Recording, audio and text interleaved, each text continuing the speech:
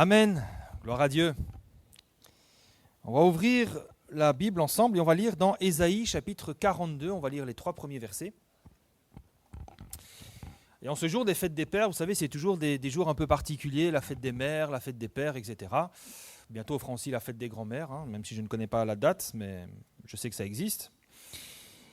Eh bien, on essaie quand même de préparer des messages un peu particuliers. On dit, Seigneur, comment est-ce qu'on pourra encourager les papas, les mamans de manière particulière? Et là, en priant pour cela, le Seigneur m'a mis un verset en particulier, une partie de verset.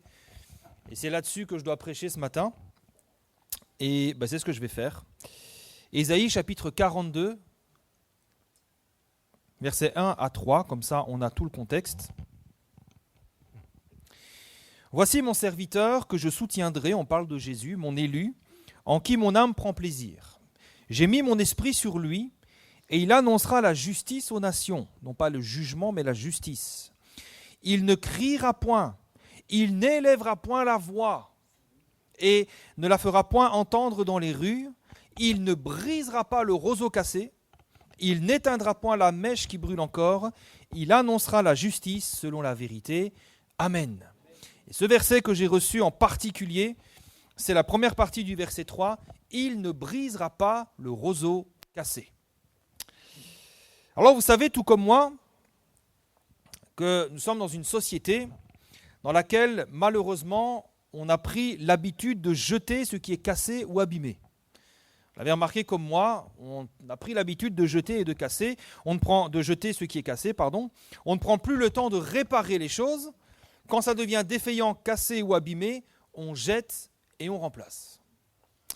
Et d'ailleurs, c'est même devenu un mode de consommation dans notre société. C'est même devenu un mode de consommation, une habitude. Aujourd'hui, même les fabricants ne construisent plus dans l'optique de pouvoir réparer, dans l'optique de faire des choses durables. Aujourd'hui, on fabrique du jetable. C'est-à-dire que lorsqu'un appareil ne fonctionne plus, bien souvent, vous devez le jeter et le remplacer. Même parfois quand ça coûte très cher.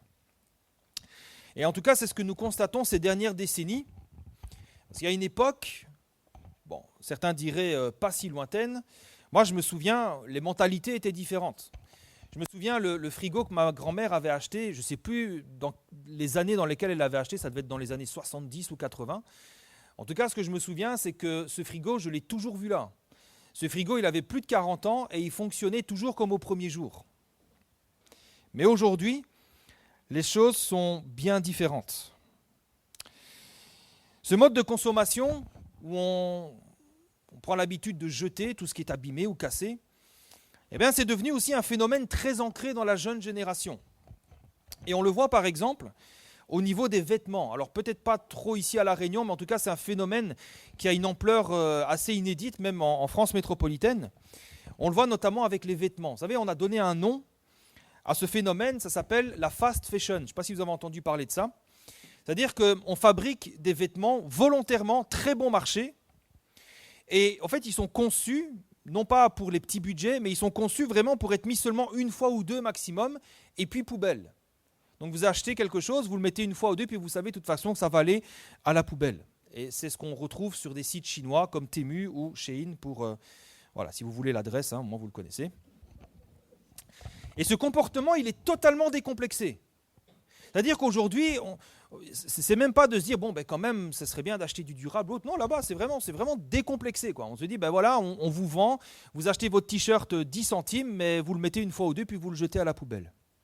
Et pour l'anecdote, c'est devenu un phénomène tellement important, ça a pris tellement d'ampleur, que récemment, les députés ont fait une proposition de loi visant à freiner ça, notamment pour des questions écologiques évidentes.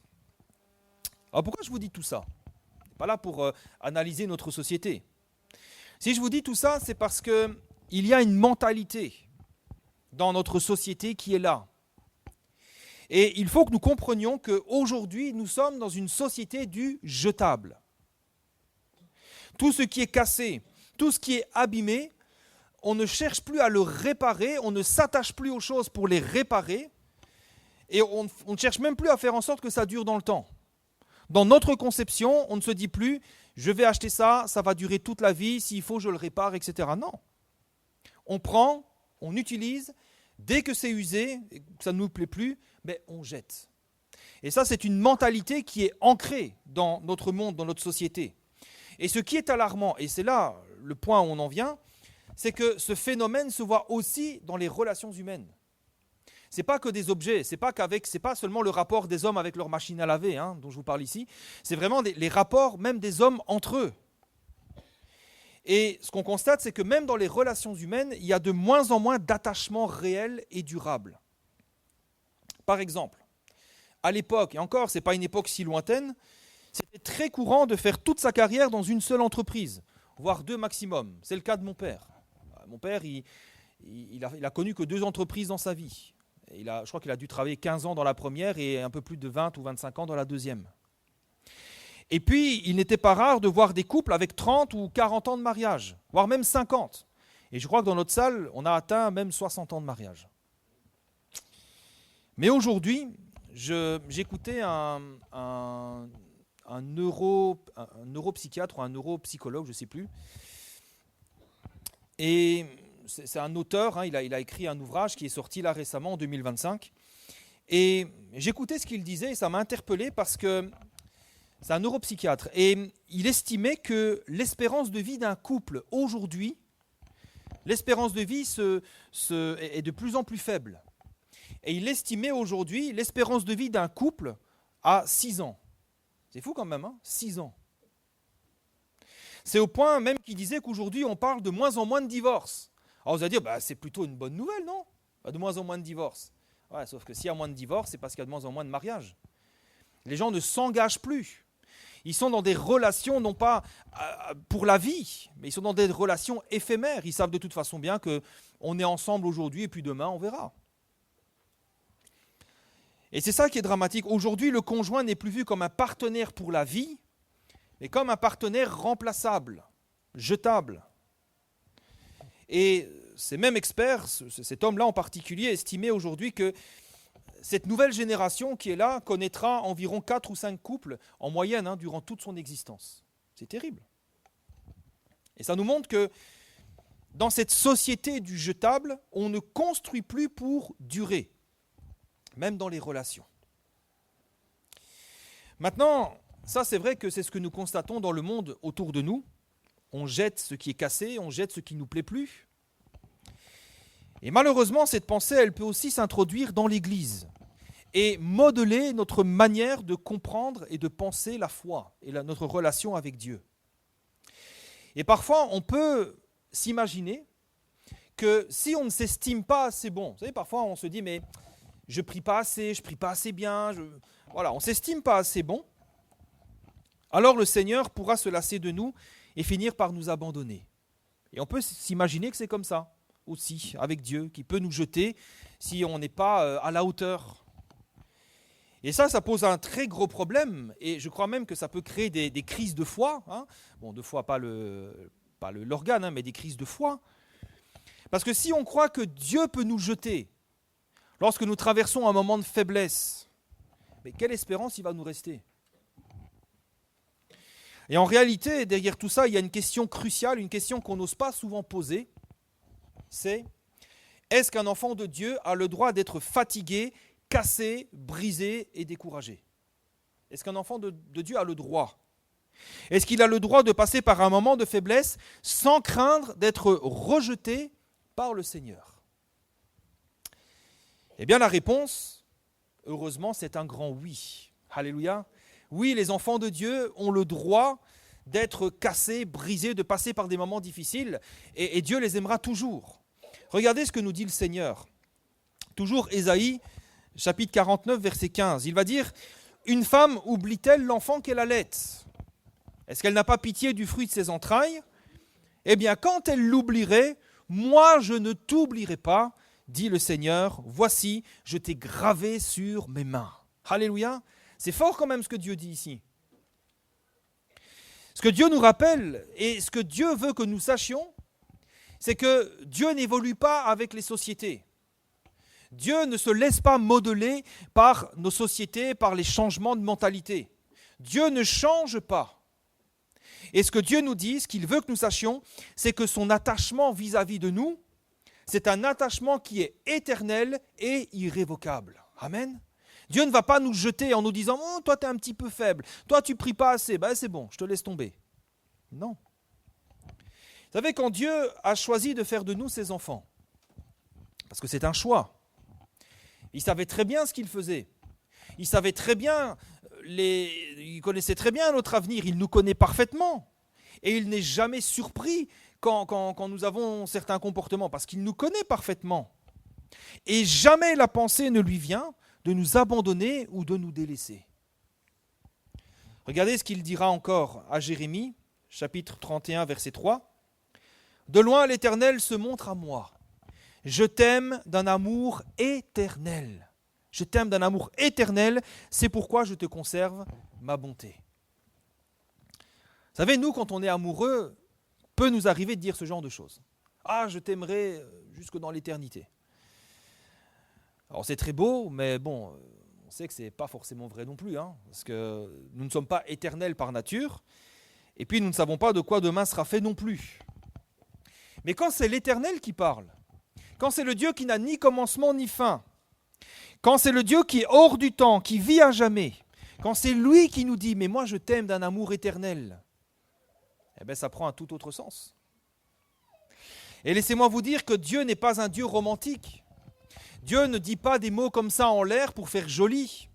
Dieu n'est pas un Dieu qui rêve. Qu'est-ce que je n'aime pas quand on parle des rêves de Dieu? Dieu n'est pas un rêveur, c'est un Dieu qui fait des projets, qui planifie, qui exécute. Ce n'est pas un rêveur. Dieu n'est pas un Dieu qui fait des belles déclarations. Dieu est un Dieu qui est vrai, un Dieu qui est saint, un Dieu qui est juste et un Dieu qui parle toujours selon la vérité. Et quand Dieu parle, Dieu prend toujours la mesure de ce qu'il déclare. Et quand il dit qu'il nous aime d'un amour éternel, ça prend tout son sens. Ce n'est pas un amour qui va un jour s'arrêter parce que ceci ou cela. C'est un amour qui n'a ni commencement ni fin. Et quand Dieu dit, quand une femme oublierait l'enfant qu'elle allait, moi je ne t'oublierai pas. Quand Dieu nous dit qu'il nous aime d'un amour éternel, Dieu déclare en réalité qu'il est attaché à nous par un lien éternel, un lien si fort que rien ni personne ne peut le détruire. Ni toi, tu ne peux pas le détruire, ce lien. C'est pour ça que lorsque nous lisons qu'il ne brisera pas le roseau cassé, Dieu veut que nous sachions, il veut nous rassurer en déclarant que non, il ne nous jettera pas au jour de notre faiblesse. Il ne nous jettera pas.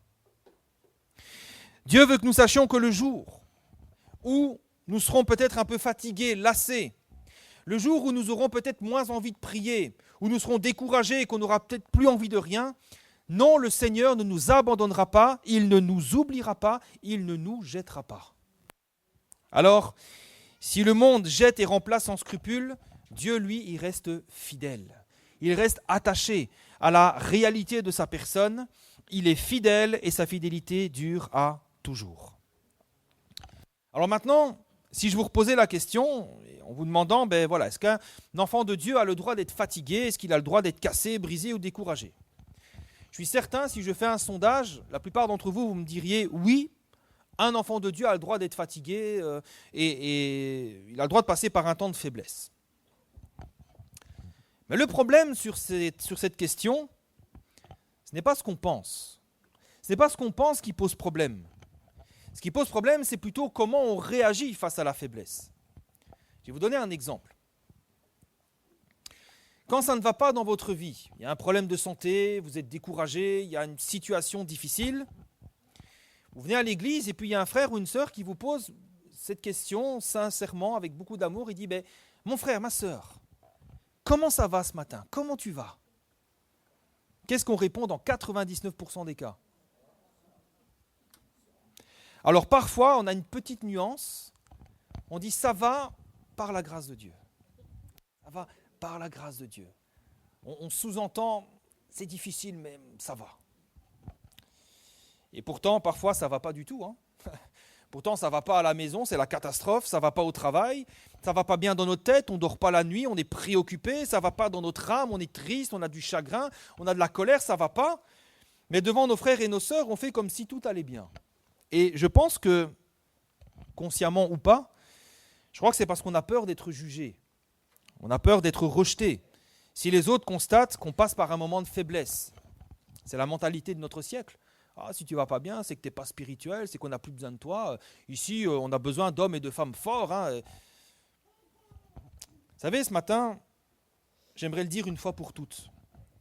Oui, un enfant de Dieu a le droit d'être fatigué, d'être cassé, d'être découragé, d'être brisé, de passer par un moment de faiblesse sans être jugé. Et j'aimerais dire ceci. Lorsque nous constatons la faiblesse, le découragement ou le brisement d'un frère ou d'une sœur, et vous savez, parfois ça se voit sous le visage. Vous dites comment ça va, mais on connaît déjà la réponse. Ne soyons pas comme le monde, à juger, à mépriser et à jeter, à faire sentir que si tu es faible, on n'a pas plus besoin de toi. Non. Cherchons plutôt à ressembler à notre Dieu, qui est notre Père, le Père des miséricordes, le Dieu de la compassion et de la grâce, celui qui ne brise pas le roseau cassé. Parce que si le monde jette ce qui est cassé, si le monde se débarrasse de ce qui est faible, Jésus restera à jamais celui qui prend soin, celui qui répare ce qui est cassé et brisé. Alors nous aussi, soyons des sources d'encouragement et de réconfort et prenons soin de ceux et celles qui sont affaiblis. Quand quelqu'un est malade, quand quelqu'un vous voyez sur le visage, ça ne va pas, sans être intrusif, sans chercher mais voilà. Prions, prenons soin, soyons les fils de notre Père. Maintenant, on arrive au cœur du message. Le but maintenant, ce n'est pas non plus de nous complaire dans nos faiblesses. Je ne suis pas en train de vous dire, si vous êtes faible, si vous n'avez plus envie de prier, si vous êtes à l'arrêt dans votre vie spirituelle, surtout, ce n'est pas grave, ne vous inquiétez pas. Dieu vous aime quand même, ce n'est pas grave. Ce n'est pas ce que je suis en train de dire. Il ne faut surtout pas se complaire là-dedans. Il ne faut pas surtout se nourrir de chagrin et dire « Ah, m'y fait pitié, vous connaissez, la vie est dure, tout ça. » Ce n'est pas ça que je suis en train de dire. Le but ce matin, c'est de dire, d'accord, tu passes par un temps difficile. Ok, tu es comme un roseau cassé, tu es brisé dans ta vie, tu n'y arrives plus. Mais on va régler le problème. Il ne faut pas que tu tournes en rond dans ton problème, que tu te nourrisses de ce problème. Au contraire, le but ce matin, c'est de dire, il y a des solutions.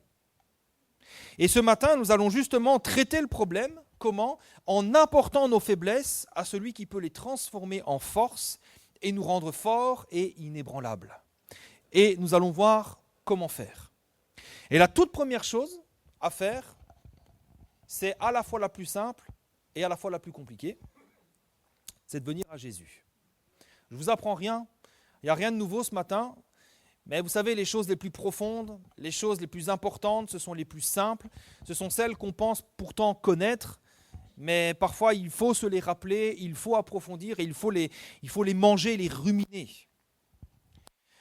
La première chose à faire avec nos faiblesses, la plus importante à faire, c'est de venir à Jésus. Matthieu 11, 28, Jésus a dit « Venez à moi, vous tous qui êtes fatigués et chargés, et je vous donnerai du repos. Prenez mon joug, recevez mes instructions, je suis doux et humble de cœur, et vous trouverez le repos pour vos âmes, car mon joug est doux et mon fardeau léger. Amen. » Vous savez, le plus grand problème, c'est quoi ? C'est pas d'être découragé, c'est pas d'être brisé, c'est pas d'être cassé, c'est pas le plus grand problème. Le plus grand problème, c'est de rester dans cet état et d'y rester loin du Seigneur. Le problème, c'est que souvent, vous savez, on a honte d'être comme ça. On a honte d'être dans un moment de faiblesse. Et on a honte de venir au Seigneur comme ça. Et pourtant, ça fait peut-être des mois ou des années que tu traverses une crise spirituelle. Tu n'arrives peut-être plus à lire la Bible, à prier comme avant. Tu n'as peut-être même plus trop envie de venir à l'église. Tu viens, mais tu penses à autre chose. Et tu as honte d'en parler à Dieu. Comme si Dieu ne le voyait pas, comme si Dieu ne le savait pas. Ou alors, il y a des problèmes dans le couple, il y a des problèmes dans la famille. C'est là, tu le vis mal, ça te ronge. Et tu n'oses pas en parler au Seigneur. Et tu restes avec ça. Il peut y avoir aussi des problèmes au travail. Tu n'arrives pas à t'en sortir, tu as parfois des comportements qui te font rougir de honte et tu ne sais pas t'en débarrasser, et tu n'oses pas venir à Dieu avec ça pour lui demander son aide. Et puis parfois, c'est dans notre cœur, dans notre âme, nous sommes tristes, nous sommes abattus, nous sommes blessés, brisés, nous n'arrivons plus à louer le Seigneur parce que notre âme est dans le chagrin et on culpabilise. Dans tous les cas, on ressemble à un roseau cassé. Et pourtant, vous savez, quand on y réfléchit, le Seigneur connaît très bien l'état dans lequel nous sommes. Vous savez, nous, on essaye de cacher les choses, on essaye de faire semblant. Parfois, quand on prie à la maison, on essaye de faire comme si tout allait bien, mais le Seigneur, il voit notre cœur. Le Seigneur connaît très bien nos vies, il connaît nos choix, il connaît nos blessures, il connaît nos péchés, il connaît tout le reste. Et vous savez quoi, la bonne nouvelle, c'est que malgré tout ce qu'il connaît de nous, il continue à nous aimer toujours de la même manière. Son amour ne change pas. Tu t'es dit, oui, mais quand même, j'ai fait des choses graves. Oui, mais quand même, ma vie, elle est foutue. Dieu t'aime toujours de la même manière. Son amour ne change pas. C'est un amour qui est éternel. Romains 8, verset 38 nous dit, c'est l'apôtre Paul qui déclare, j'ai l'assurance que ni la mort, ni la vie, ni les anges, ni les dominations, ni les démons, le diable en personne, ni les choses présentes, ni les choses à venir. Donc aucune circonstance, ni les puissances, ni la hauteur, ni la profondeur, on parle des hommes puissants, ni aucune autre créature ne pourra nous séparer de l'amour de Dieu manifesté en Jésus-Christ, notre Seigneur.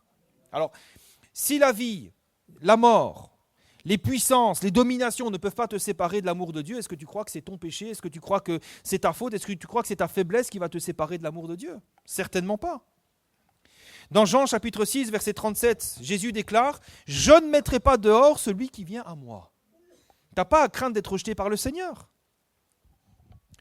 Et quand nous ressemblons à un roseau cassé, la meilleure personne vers qui nous tourner, c'est qui? Eh bien, c'est la personne du Seigneur Jésus. Personne ne nous comprend mieux que lui. Vous savez, quand vous venez à Jésus, il n'y a pas de jugement, pas de critique, mais un cœur rempli de compassion et de miséricorde, prêt à nous aider et à nous relever. Personne ne nous aime mieux que Jésus. C'est un amour totalement désintéressé, un amour parfait, parfaitement patient, et un amour totalement disponible pour nous combler parfaitement. Et personne ne peut nous relever mieux que lui, par son écoute. Vous savez, j'ai souffert d'insomnie pendant de longs mois. À chaque fois que je me levais la nuit, que je priais, Dieu était là, il était présent. Il n'y a pas un moment donné où il m'a dit, écoute, franchement, ça fait un peu beaucoup, en plus tu radotes toujours les mêmes choses, change de disque. Non, il n'y a jamais eu de jugement, jamais de critique, au contraire, c'est des moments merveilleux que j'ai passés avec lui. Son écoute, ses conseils, sa bienveillance, sa patience et sa puissance sont là pour nous aider. C'est pourquoi ce matin, il est important que nous comprenons bien que quand Jésus voit quelqu'un qui est fatigué et chargé, c'est peut-être ton cas ce matin, quand Jésus voit quelqu'un qui ressemble à un roseau cassé, même si tu fais en sorte de paraître un roseau fort et stable, la première chose que le Seigneur dit, et la première chose que le Seigneur veut te dire, c'est « Viens à moi ». Tu es fatigué, tu es chargé, je vais prendre soin de toi et je vais te donner du repos. Alléluia. C'est l'invitation du Seigneur pour nous ce matin. Et en venant à Jésus, en lui confiant notre faiblesse, non seulement le Seigneur va nous donner sa paix, il va donner son repos, mais il va aussi s'occuper de nous. Il va prendre soin de nous et il va restaurer ce qui est brisé. Et on va le voir en 3 étapes, ou en 3 points. La première chose que fait celui qui ne brise pas le roseau cassé, c'est de nous porter. Ésaïe 40, verset 11, nous dit « Comme un berger, il paîtra son troupeau, ou il rassemblera son troupeau. Il prendra les agneaux dans ses bras et les portera dans son sein. Il conduira les brebis qui allaitent. Amen. » Peut-être un des plus beaux versets de la Bible. « Il prendra les agneaux dans ses bras et les portera dans son sein. » Alors oui, ce verset, il est très poétique, très champêtre, mais ce verset va bien plus loin que cela. Il a une très grande qualité, c'est qu'il illustre très bien l'amour, la tendresse et l'attachement de Jésus, l'attitude du Seigneur vis-à-vis de ceux qui sont faibles, de ceux qui sont affaiblis, de ceux qui sont cassés et brisés. Et le Seigneur ici, il est comparé au berger. Il est comparé à ce moment où le berger va prendre les agneaux dans ses bras. Qu'est-ce que ça signifie? Pourquoi le berger fait ça? Eh bien, c'est un geste de protection et de tendresse envers les plus faibles et les plus vulnérables du troupeau. Les agneaux, c'était en effet les bêtes les plus faibles, les plus fragiles. Et parfois, vous savez, les agneaux tout petits, tout fragiles, tout frêles, parfois, ils n'arrivaient pas à suivre le reste du troupeau. Ils avaient du mal à marcher, et voilà, les pattes ne sont pas très affermies. Et au lieu de les blâmer, au lieu de les abandonner, Et en lieu d'en faire un bon rôti, le berger, qu'est-ce qu'il faisait? Eh bien, il les prenait tout contre lui. Il dit, tu n'arrives pas à suivre la cadence? Tu es trop faible peut-être pour suivre les autres? Eh bien, ne t'inquiète pas. Et il les prenait comme ça contre lui. Il ne les laissait pas derrière. Et grâce à la force du berger, eh bien, ce petit agneau pouvait marcher avec le reste du troupeau. Et puis, aussi, vous savez, parfois, les terrains étaient un petit peu accidentés et difficiles d'accès. Parfois, il y avait des rochers, etc. Et les petits agneaux, comme ils ne sont pas trop forts, ils pouvaient se blesser et voire même mourir. Alors, qu'est-ce que le berger faisait quand il voyait que ces petites bêtes étaient trop faibles pour pouvoir évoluer? Il les prenait dans ses bras et il les transportait en sécurité. Ce que ce texte d'Ésaïe nous dit, c'est exactement ça. Il reprend exactement ce comportement du berger qui était bienveillant et protecteur vis-à-vis des plus faibles du troupeau.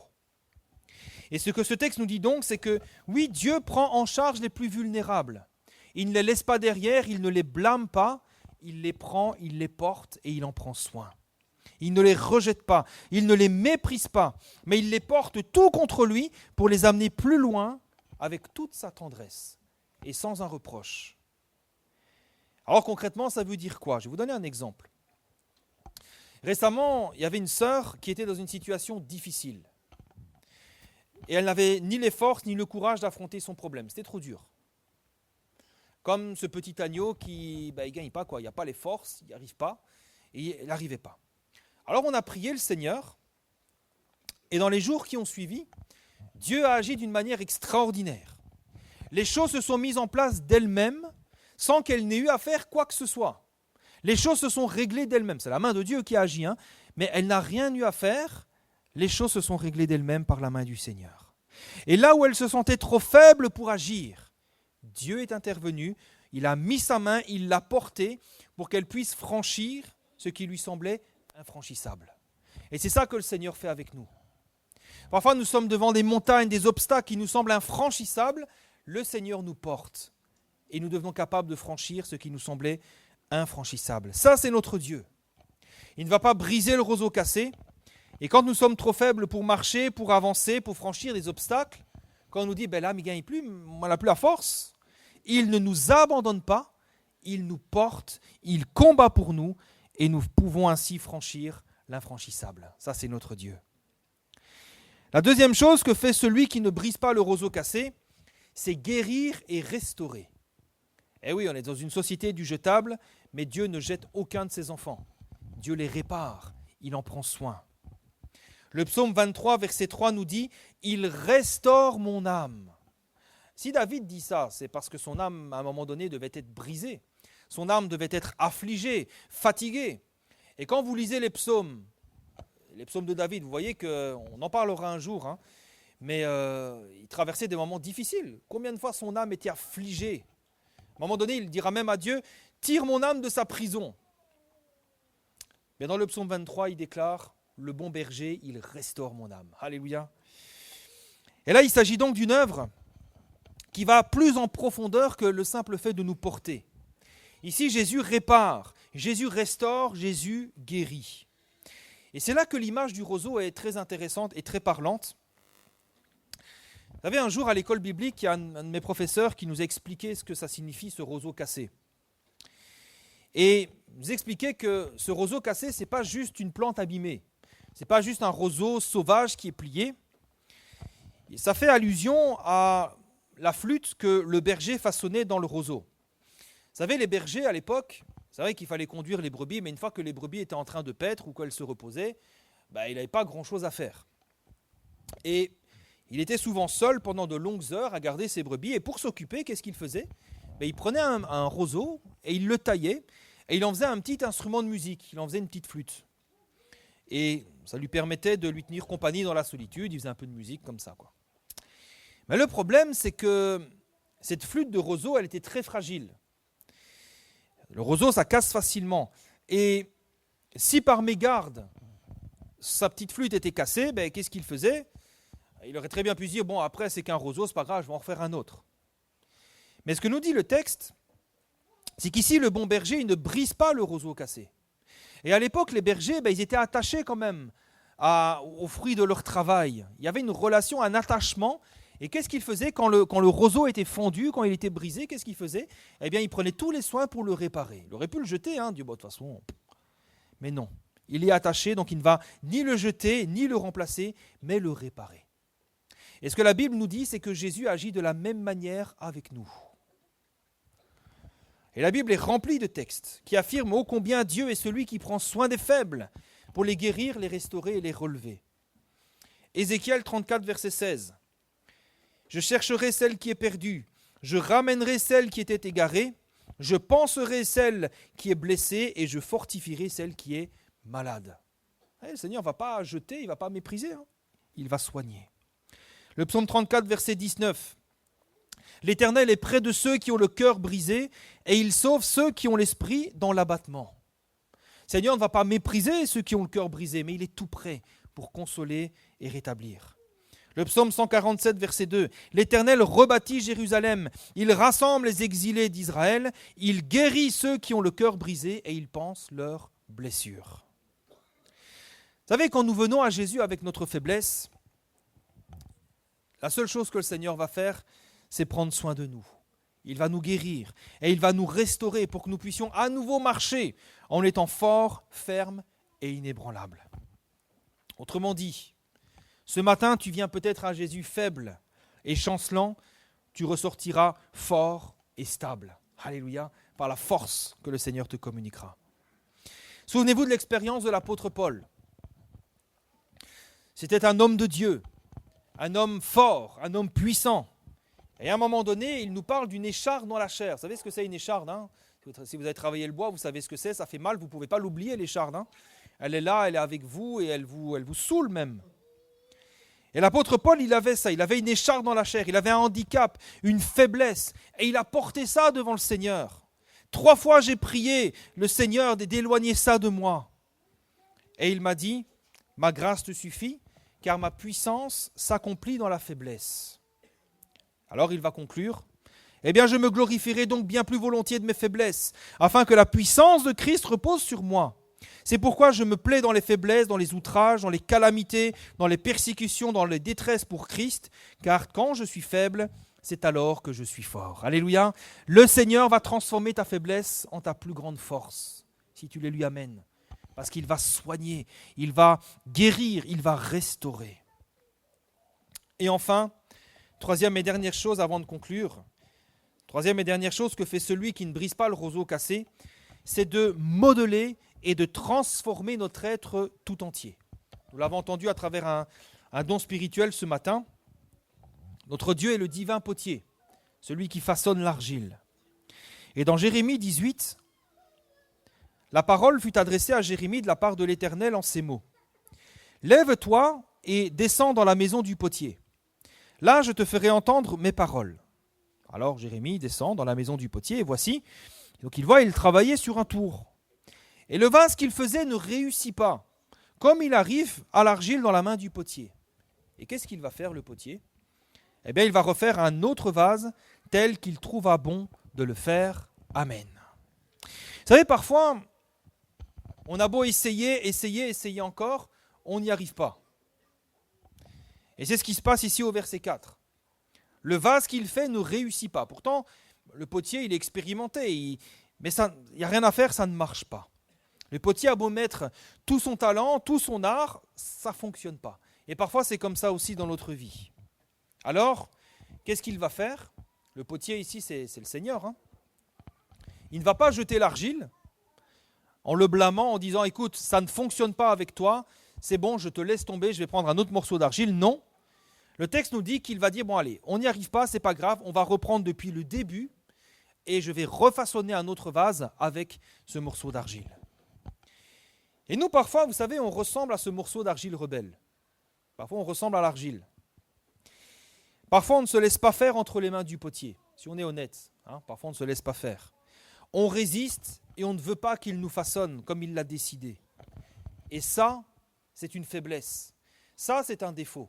Quand vous résistez à l'action du Seigneur dans votre vie, vous ressemblez à un roseau brisé, à un roseau cassé. Parce que, pourquoi nous résistons au Seigneur? C'est parce que parfois, le Seigneur a mis le doigt sur un péché caché. Et nous disons non, moi j'aime mon péché, je ne veux pas me débarrasser de ça. Ça peut être une mauvaise habitude, ça peut être une addiction, quelque chose qui est là. C'est une faiblesse. Vous savez, là où il y a un péché dans la vie, la grâce de Dieu est freinée. La présence de Dieu ne peut pas se manifester pleinement. Dieu ne peut pas cohabiter, coexister avec le péché. Donc s'il y a un péché caché dans notre vie, tu es un roseau cassé, tu te prives de la grâce de Dieu, de sa puissance. Et en règle générale, cette faiblesse dans notre vie spirituelle, cette résistance au Saint-Esprit, c'est tout ce qui est là comme un frein, comme un obstacle à notre vie spirituelle et dont nous ne parvenons pas à nous défaire. Eh bien, rassurez-vous, si vous portez ces choses devant le Seigneur, Seigneur, tu vois mon caractère, Seigneur, tu vois ce péché, je n'arrive pas à m'en défaire, Seigneur, tu vois ceci, tu vois cela, si vous les portez devant le Seigneur sera capable de vous en purifier parfaitement. Le Seigneur ne va pas vous rejeter en disant, c'est vrai, ça fait 15, 20, 30 ans que tu es chrétien, tu as toujours le même caractère, maintenant c'est fini, je te jette. Non, le Seigneur va dire, mais ce n'est pas grave. On va tout reprendre depuis le début et on va retravailler ensemble. Vous savez, le problème, encore une fois, c'est certains culpabilisent à cause de ces choses-là. Certains disent, oui, mais moi, j'y arrive pas, ça fait des années que j'y arrive pas, et ils n'osent plus venir devant le Seigneur. Parce qu'ils ont l'impression, là c'est bon, là j'ai atteint la limite, le Seigneur va me rejeter, le Seigneur va m'abandonner. Vous savez, je vais vous dire une chose, c'est jamais le Seigneur qui nous abandonne, c'est toujours nous qui l'abandonnons. Et c'est ça la plus grande tragédie. L'enfer, ça ne sera pas rempli d'hommes et de femmes qui auront été rejetés par le Seigneur. L'enfer sera rempli d'hommes et de femmes qui ont rejeté Dieu, qui ont dit non à sa grâce, non à sa présence, non à son amour. Et ils ne pourront s'en vouloir qu'à eux-mêmes. Et je pense que ça sera ça la pire des douleurs. Mais le Seigneur ne rejette personne. Combien d'âmes, et vous savez, je pense qu'il y aura des cris de joie dans le ciel à cause de ça. Combien d'âmes seront gagnées pour le ciel, ont été gagnées pour le ciel quelques secondes avant d'expirer sur la terre. Je suis persuadé que, vous savez, parfois quand les gens sont dans le coma, je suis persuadé que jusqu'à l'extrémité, Dieu propose sa grâce. Et ceux qui iront en enfer, c'est ceux qui vraiment auront dit « ça ne m'intéresse pas ». Mais ceux qui, peut-être ont mené une vie de patachon toute leur vie, et dans les derniers instants, devant la grâce de Dieu, la saisissent, comme ce brigand sur la croix. Vous savez, il reconnaît même que s'il est là sur la croix, c'est que justice. Il dit, là, franchement, je l'ai mérité. Et pourtant, à l'extrémité, sur la croix, on ne vivait pas longtemps, on vivait un jour ou deux au plus. Dans sa douleur, même là, il a dit, mais il a reconnu que Jésus est Seigneur. Il a dit, souviens-toi de moi quand tu entreras dans ton règne. Alors nous, on le lit comme ça, on a l'impression qu'il dit qu'il est comme ça. Il fait, hey, Seigneur, tu te souviendras de moi quand tu seras dans ton règne. En réalité, il est en train de suffoquer. Il est en train de dire, Seigneur, souviens-toi de moi. Il devait parler comme ça. Et le Seigneur lui a dit, en vérité, je te le dis, aujourd'hui même, tu seras avec moi dans le paradis. Gloire à Dieu. Je crois que jusqu'à l'extrémité, Dieu offre sa grâce et permet aux hommes d'être sauvés. Non, le Seigneur ne brise pas le roseau cassé. Tu ne dois pas avoir honte de venir à Jésus. Tu dois avoir honte peut-être de ton comportement, mais Jésus t'aime. Et si tu viens à Jésus avec tout ça là, le Seigneur t'aime et le Seigneur va te restaurer, il va te modeler. Peut-être tu vas passer par un temps de brisement. Mais parfois c'est nécessaire. Qu'est-ce que vous voulez ? Quand l'argile ne réussit pas, qu'est-ce qu'on fait ? On en fait un vase tout cassé, tout. Mais non, on reprend le travail depuis le début. Et on en fait quelque chose de magnifique. Vous savez, le Seigneur fait des vases d'honneur, il ne fait pas des vases vils, il fait des vases d'honneur. Et c'est ce qu'il veut faire aussi de notre vie. Alors, si tu es comme un morceau d'argile, tu te dis, ouais, mais moi, ça n'a jamais réussi. Confie ta vie entre les mains du potier. Celui qui façonne, celui qui modèle, celui qui est capable de transformer pour rendre glorieux ce qui était vil et pour rendre saint ce qui était souillé. Jésus le fait. Regardez l'apôtre Paul. Il était persécuteur de l'Église et pourtant il est devenu prédicateur de l'Évangile. C'est ce que Dieu fait avec les cœurs, c'est ce que Dieu fait avec nos vies. Alors en conclusion, c'est le message que j'ai reçu ce matin, le Seigneur ne brise pas le roseau cassé. Si dans ta vie, dans ton cœur, dans ton âme, tu te sens comme ça, et il n'y a pas besoin de se mentir, on le sait. Si tu es comme un roseau cassé, tu te dis, mais je n'y arrive pas, je n'ai plus les forces, ben viens à Jésus. N'aie pas honte. Jésus ne fait pas du jetable, Jésus ne casse pas, Jésus ne méprise pas. Il accueille, il restaure, il prend soin et il prendra le temps qu'il faut. S'il faut te porter pendant des années, le Seigneur te portera pendant des années sans se lasser, sans se plaindre. Si tu dois aller dans un travail de restauration pendant des années également, le Seigneur le fera sans jamais se plaindre parce qu'il t'aime. Parce que ce qui anime son cœur vis-à-vis de toi, c'est son amour. Alors la seule chose qu'il y a à faire ce matin, c'est de nous approcher de lui. On va courber la...